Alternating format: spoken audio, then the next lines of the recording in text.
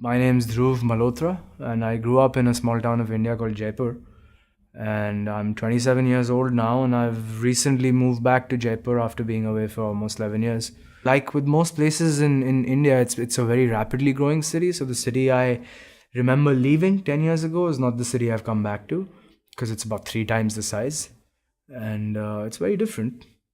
I actually studied economics in college, and I was fairly sincere about it and had plans of kind of getting into the planning commission and figuring stuff out for people and for the country. But after a while, I realized that economics for me had just become about how numbers motivate human behavior. And I couldn't really handle that. And around the same time, this is back in 2006, my father gave me like one of those small 1 megapixel cameras, and I'd been making images with it. And one fine day, being disillusioned with economics, I kind of somehow made these prints at a lab, and they were small prints, 8 by 10 inches. But that for me was a life changer. In about a year, I went traveling. I saw a lot of photography, met people, got more interested in it, and kind of shifted to a medium format film camera, Mamiya RZ. And so I essentially took the digital transition the other way around. I've always been very enthused about the night since I was a child, so it kind of became natural to photograph at night.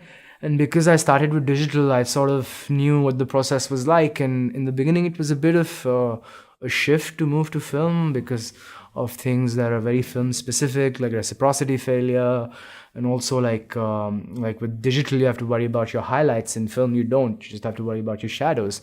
So that took a few weeks for me to figure out. With film, you kind of have to know what you're doing before you do it.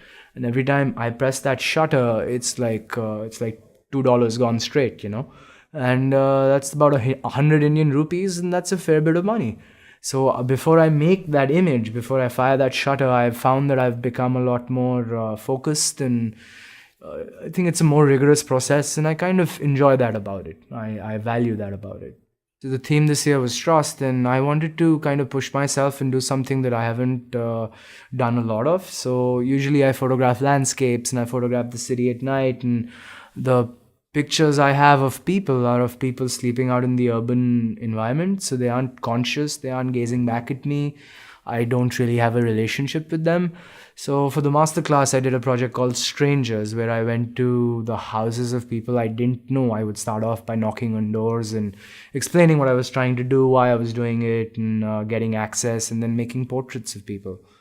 And I think it's interesting. I think I have gained a lot already from the masterclass because I'm pushing myself out of my comfort zone. Portraits is something that I've always had an interest in. I've kind of made the occasional portrait here or there. But the way I've done the project for the masterclass, which is a dedicated project about portraits, and I've gone and sought people out in their spaces and sought a lot of people out and made a lot of images, was quite challenging in, I think, all respects, right? From access, which I had a lot of issues with, because I mean, I think that's where the trust bit comes in, because we've increasingly of late, we've become a very media saturated and very media conscious society, and we kind of are a little, at least in India, we're very skeptical of an unknown person, a stranger really walking into our house and making a portrait of us in our space.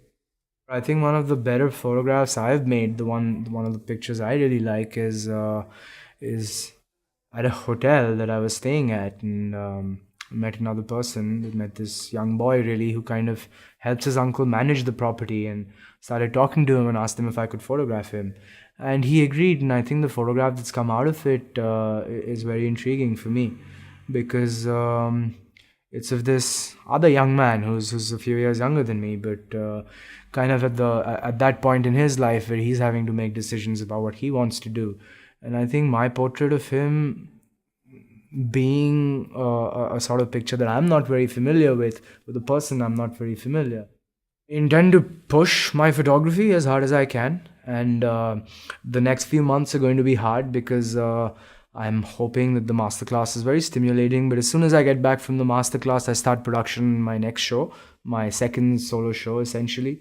So this is going to be the exhibition for a project called Sleepers, which I've been working on more or less for 5 or 6 years. And the show is done, the work is done well. It's been exhibited at a fair amount of group shows, and it's been published in a lot of magazines and blogs. But I think for me, it really boils down to a solo show for any exhibition, for any body of work, because that's when everything is kind of, all the faff is chipped out, everything is concise, it's a uniform vision. So I'm excited to produce the show and kind of put it up in January and then see how things go from there.